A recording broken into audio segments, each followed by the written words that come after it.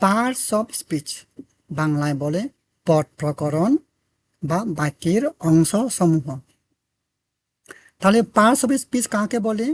বাক্যে ব্যবহৃত প্রত্যেকটি শব্দকে পার্ট অফ স্পিচ বলে বা পদ প্রকরণ বলে।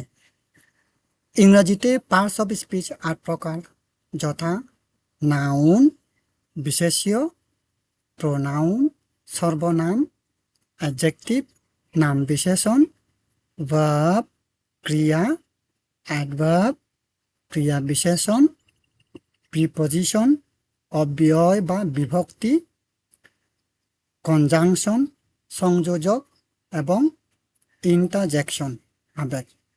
তাহলে এখন বর্ণনায় চলে। এখন নাউন কিভাবে আমরা চিনব? নাউন বা বাংলায় বলে বিশেষ্য, যে শব্দ কোনো কিছুর নাম প্রকাশ করে তাকে নাউন বলে। ২. প্রোনাউন বা সর্বনাম, যে শব্দ নাউনের পরিবর্তে ব্যবহৃত হয় তাকে প্রোনাউন বলে। ৩. অ্যাডজেক্টিভ, নাম বিশেষণ, যে শব্দ বা শব্দ সমষ্টি নাউনকে বর্ণনা করে তাকে অ্যাডজেক্টিভ বলে, যেমন নাউনের দোষ, গুণ, সংখ্যা, পরিমাণ, অবস্থা ইত্যাদি। ৪ নম্বর ভার্ব বা ক্রিয়া, যে শব্দ কোনো কাজ করা বা হওয়া বোঝায় তাকে ভার্ব বলে। অ্যাডভার্ব বা ক্রিয়া বিশেষণ, যে শব্দ বা শব্দ সমষ্টি ভার্বকে বর্ণনা করে তাকে অ্যাডভার্ব বলে, যেমন ভার্বটাকে কিভাবে, কোথায়, কখন, কেন করা হয় ইত্যাদি। কিভাবে ইংরাজি হচ্ছে হাউ, কোথায় ইংরাজি হচ্ছে ওয়ে, কখন ইংরাজি হচ্ছে ওয়েন, কেন ইংরাজি হচ্ছে ওয়াই। তারপর প্রিপজিশন বা অব্যয় বা বিভক্তি, যে শব্দ একটি নাউন, প্রোনাউন বা ফ্রেজ এর আগে বসে সে নাউন, প্রোনাউন বা ফ্রেজটি সহ বাক্যের অন্য অংশের সাথে অ্যাডজেক্টিভ বা অ্যাডভার্ব এর মতো সম্পর্ক প্রকাশ করে তাকে প্রিপজিশন বলে। কনজাংশন বা সংযোজক, যে শব্দ দুটি শব্দ, ওয়ার্ড, বাক্য, সেন্টেন্স বা খণ্ড বাক্য, ক্লজ কে সংযোগ করে তাকে কনজাংশন বলে। ইন্টারজেকশন আবেগ, যে শব্দ হঠাৎ করে মনের আবেগ বা অনুভূতির কোনো পরিবর্তন বা প্রকাশ বোঝায় তাকে ইন্টারজেকশন বলে। ৮ প্রকার পার্টস অফ স্পিচগুলি নিয়ে আমাদের বিবরণগুলি দেখা শেষ। চলো এগুলি নিয়ে আমরা একটা অনুশীলনী করি। চলো আমরা এটাই ধরি আজকে, ঠিক আছে? তাহলে এখানে আসে আমাদের পার্টস অফ স্পিচগুলির বর্ণনা এবং এখানে আসে আমাদের অনুশীলনী। প্রশ্ন নম্বর ১ বা question number 1। Question number 1, identification of parts of speech বা পার্টস অফ স্পিচ এর শনাক্তকরণ বা নির্ণয়করণ। তো প্রশ্ন বলতেছে, read the text and identify the parts of speech of the underline word. তার মানে আন্ডারলাইনকৃত শব্দগুলির পার্টস অফ স্পিচগুলি নির্ণয় করো। প্রথমে এটা পড়তে হবে অবশ্যই, তারপর নির্ণয় করতে হবে। চলো তাহলে আমরা নির্ণয় করতে চেষ্টা করি। বলতেছে, yeah the food was served and everyone ate happily. তাহলে এটা একটা এ বাক্যে এটা হচ্ছে ইয়া। তো ইয়া মানে তার আগে অবশ্যই আমাদের আমাদের বাংলা অর্থ বোঝা উচিত। তো ইয়া ইয়া মানে হ্যাঁ, সেরকম ইয়া মানে হ্যাঁ। হ্যাঁ, দ্য ফুড ওয়াজ সার্ভড বেশি বসে দেওয়া আছে, খানা পরিবেশন করা হয়েছিল, অ্যান্ড এবং এভরিওয়ান প্রত্যেকে, অ্যাট খেয়েছিল হ্যাপিলি, খুশিতে বা সুখে। তাহলে প্রথমটা ইয়া, হ্যাঁ। তাহলে হ্যাঁ কি বোঝাচ্ছে? একটা মনের আবেগ বোঝাচ্ছে। তাহলে আহ, তো ইন্টারজেকশন বা আবেগ, যে শব্দ হঠাৎ করে মনের আবেগ বা অনুভূতির কোনো পরিবর্তন বা প্রকাশ বোঝায় তাকে ইন্টারজেকশন বলে। তাহলে আমরা দেখতেছি ইয়া, তা হচ্ছে একটা হঠাৎ মনের সেরকম একটা এমন একটা শব্দ যেটা হঠাৎ মনের আবেগ প্রকাশ করতেছে। তাহলে চলো আমরা উত্তরগুলি বের করি। তাহলে আমি একটা টেবিল বানাবো। তো সেখানে শব্দ এবং পার্ট অফ স্পিচ এবং হয়তো কারণ আমি বলতে পারবো। তো আমি এখানে প্রথমে বলবো ওয়ার্ড বা শব্দ। আমি প্রথমে আনসার লিখি, ANSWER, আনসার। একটু বোল্ড করে দিই।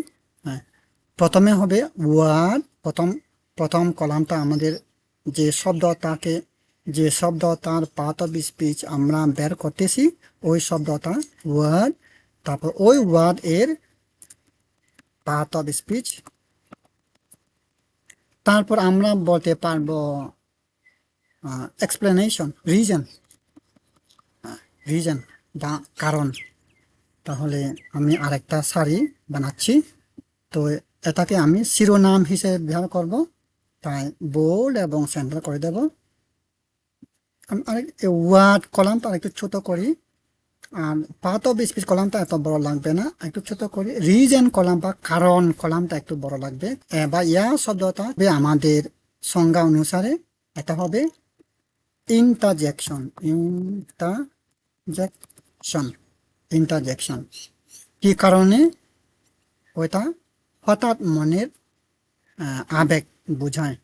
কারণ ওইটা হঠাৎ মনের আবেগ বা অনুভূতি কোনো কোনো পরিবর্তন বা প্রকাশ প্রকাশ বোঝায়।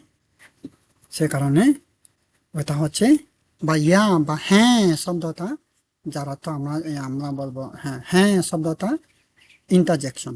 এখন দ্বিতীয়টা, তাহলে দ্য ফুড ওয়াজ সার্ভড।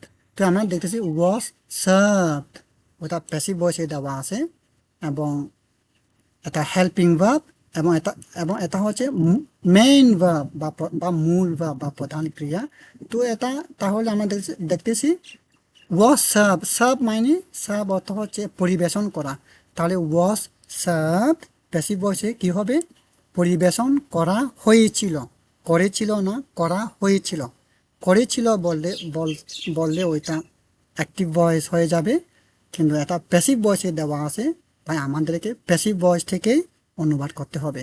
তাহলে ওয়াজ সার্ভ এবং পাস্ট সিম্পলে দেওয়া আছে ওয়াজ সার্ভ, পরিবেশন করা হয়েছিল।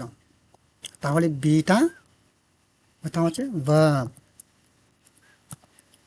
তাহলে আমি একটু বড় করতে হবে। তাহলে ওইটা হচ্ছে তাহলে আমরা দেখতেছি ওইটা ওইটা সার্ভ, ওইটা হচ্ছে ভার্ব। কি কারণে ভার্ব? কারণ ওইটা আহ, কোনো কাজ করা বা হওয়া বোঝায়, সে কারণে ওইটা হচ্ছে verb.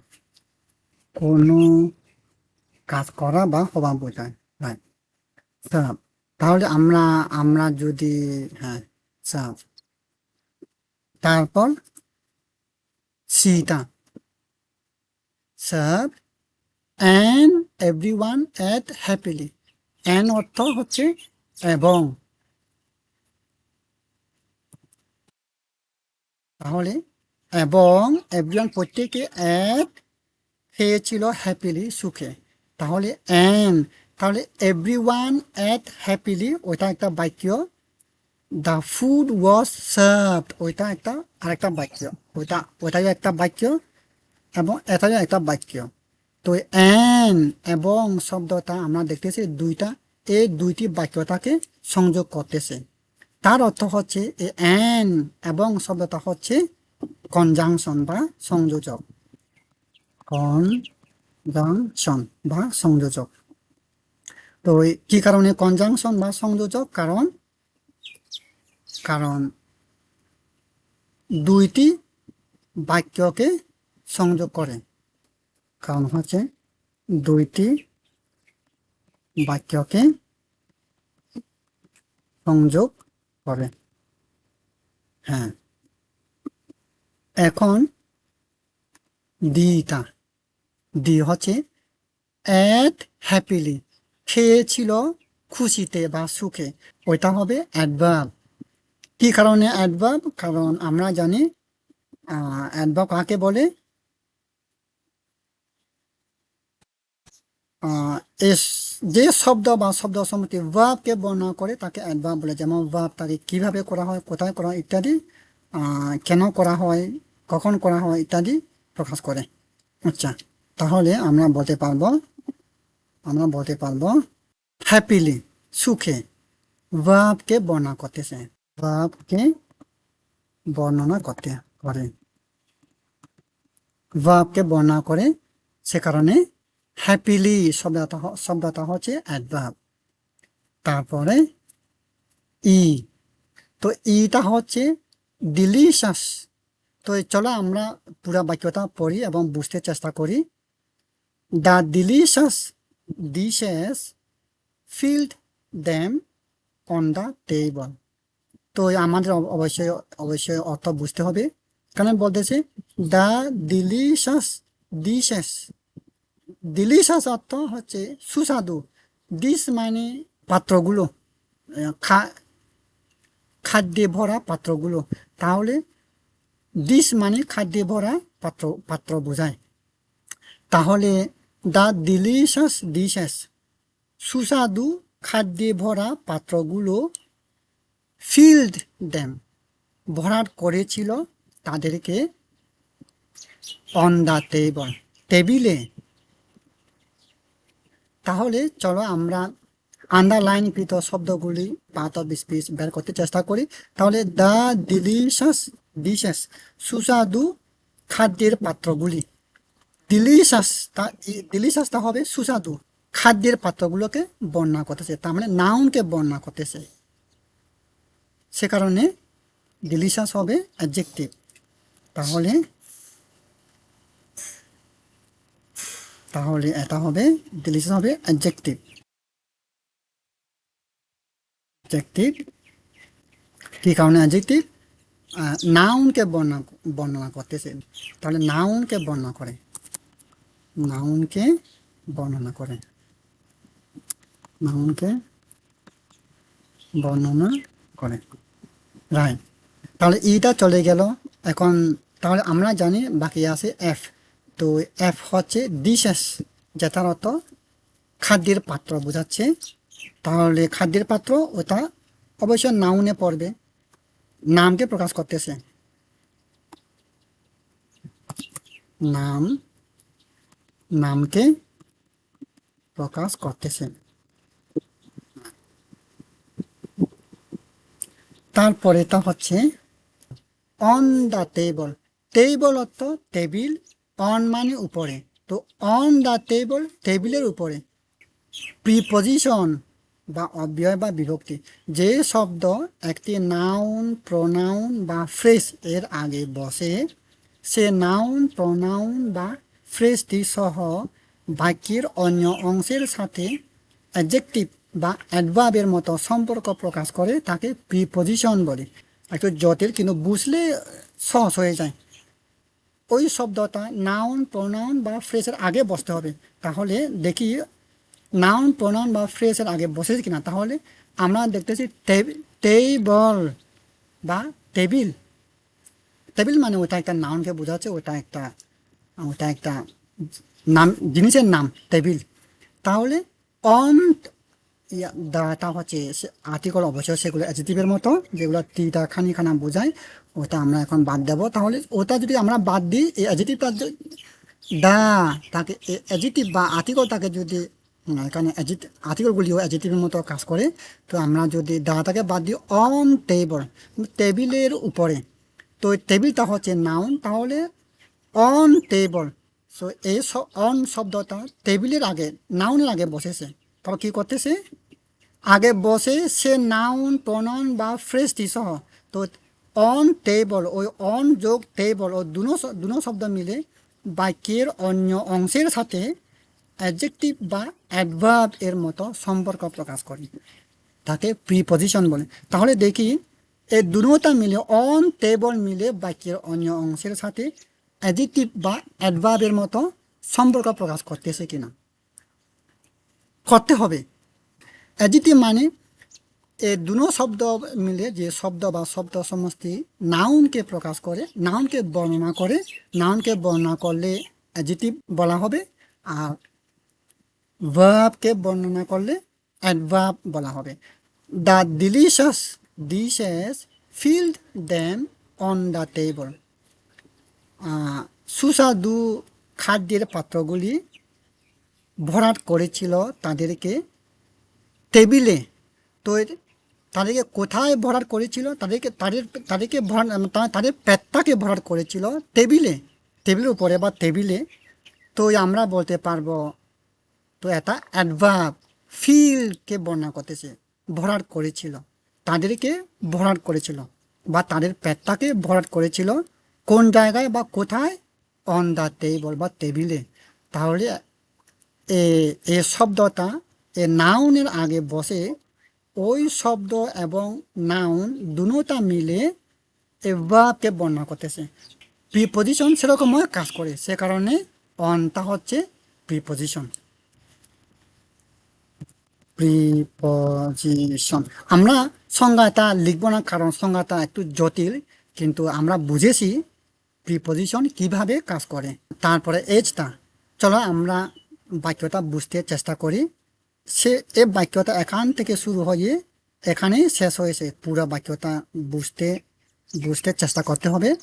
The conversation flood easily but we missed some family members. The conversation flowed easily. একটা বাক্য, দ্য কনভারসেশন, কনভারসেশন মানে কথোপকথন, কথোপকথনটি, দ্য কথোপকথনটি ফ্লোড প্রবাহিত হয়েছিল, ইজিলি সহজভাবে। হ্যাঁ, তাহলে কথোপকথন, তো আমরা বলি কথোপকথন, ওটা অবশ্যই নাউন হবে, দ্য কনভারসেশন। তাহলে কনভারসেশন কথোপকথন নাম, ওটা একটা বিশেষ্য, গুণবাচক বিশেষ্য, যেগুলি আমরা নাউন অনেক প্রকার আছে, তাদের মধ্যে একটা হচ্ছে গুণবাচক বিশেষ্য। যে নাউনগুলি বা যে নামগুলি আমরা আমরা শুধু মনে মনে কল্পনা করতে পারি না, আমরা তাদেরকে ধরতে পারি না, মাপতে পারি না, সেরকম, সেগুলোকে অ্যাবস্ট্রাক্ট নাউন বলে। তাহলে কনভারসেশন হচ্ছে একটা নাউন যেটা অ্যাবস্ট্রাক্ট নাউনে পড়ে বা গুণবাচক বিশেষতে পড়ে।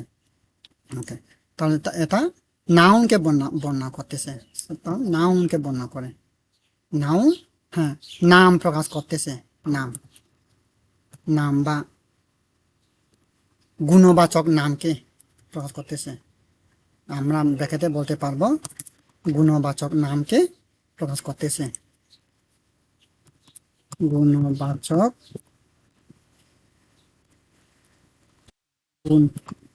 গুণবাচক নামকে প্রকাশ করতেছে, সে কারণে ওইটা একটা নাউন।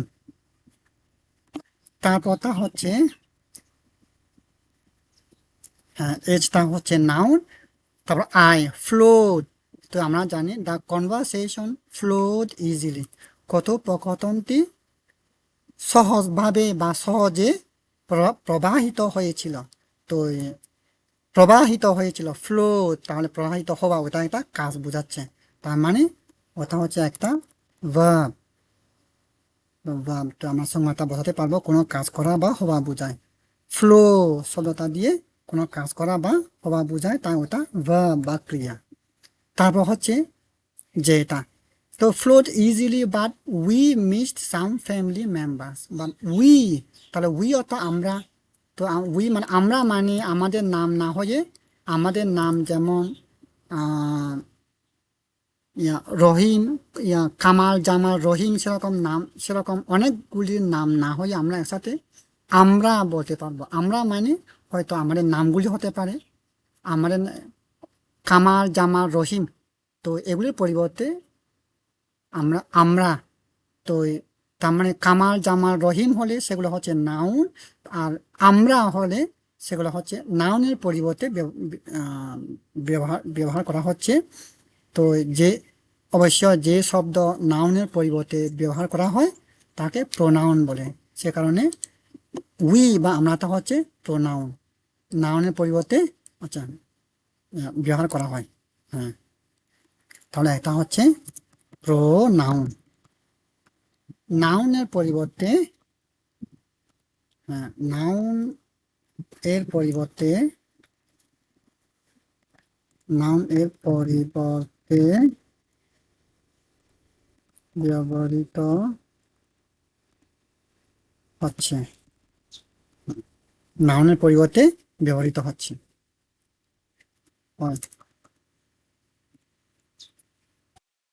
এখন তাহলে শেষ, তাহলে এই অনুচ্ছেদটিতে ইয়া বা হ্যাঁ হচ্ছে ইন্টারজেকশন শব্দ, বা পরিবেশন করেছিল হচ্ছে ভার্ব, যেটা শব্দ পরিবেশন করা, যেটা পাস্ট সিম্পলে দেওয়া আছে ওটা ভার্ব। তো এন্ড বা এবং হচ্ছে কনজাংশন, হ্যাপিলি বা সুখে হচ্ছে অ্যাডভার্ব, ডিলিশাস বা সুস্বাদু হচ্ছে অ্যাডজেক্টিভ, ডিশেস বা খাদ্যের পাত্রগুলি বহুবচনে দেওয়া আছে, ওটা একটা নাউন, নামকে প্রকাশ করতেছে। অনটা হচ্ছে প্রিপোজিশন, কেন প্রিপোজিশন আমরা আলোচনা করেছি। তারপর কনভারসেশন হচ্ছে ওটা একটা অ্যাবস্ট্রাক্ট নাউন বা গুণবাচক বিশেষ্য, সে কারণে নাউন। আর ফ্লোটা হচ্ছে ওটা একটা ভার্ব, ফ্লোট মানে প্রবাহিত হয়েছিল। আর উই অর্থ আমরা, ওটা প্রোনাউন। তাহলে আজকে আমরা পার্ট অফ স্পিচ এর সংজ্ঞা এবং একটি অনুচ্ছেদে তাদেরকে নির্ণয়করণ সেগুলি আলোচনা করেছি। আশা করি বিষয়টা খুব পরিষ্কার হয়েছে তোমাদের কাছে।